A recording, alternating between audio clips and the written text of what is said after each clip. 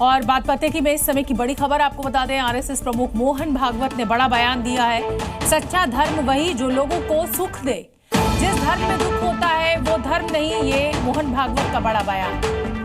संघ यात्रा नए क्षितिज 100 वर्ष के मौके पर मोहन भागवत ने क्या कुछ कहा, सुना देते हैं आप।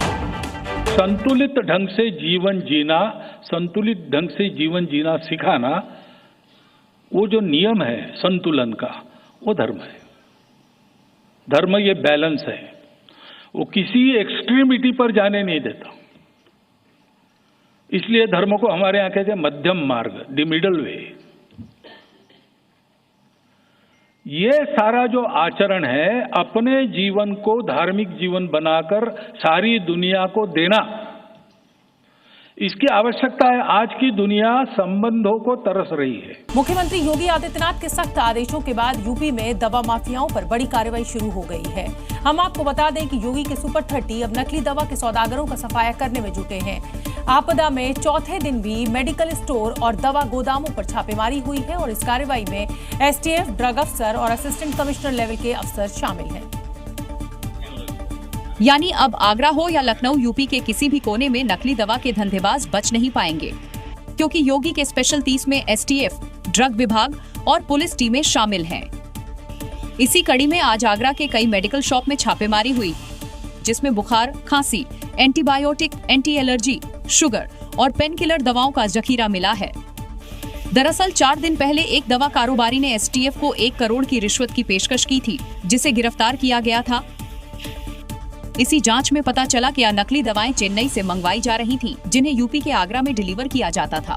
फिर यहीं से नकली दवाओं की सप्लाई उत्तर प्रदेश के अलग अलग जिलों और बांग्लादेश, नेपाल तक होती थी। अब मास्टरमाइंड को पकड़ने के बाद योगी के स्पेशल 30 एक शैतान की तलाश में निकल चुके हैं।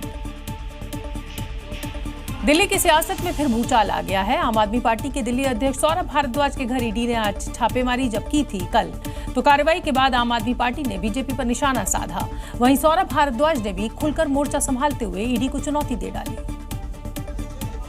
दरअसल दिल्ली एनसीआर में 13 ठिकानों पर ईडी की रेड पड़ी। सौरभ भारद्वाज का घर भी इसी लिस्ट में शामिल था।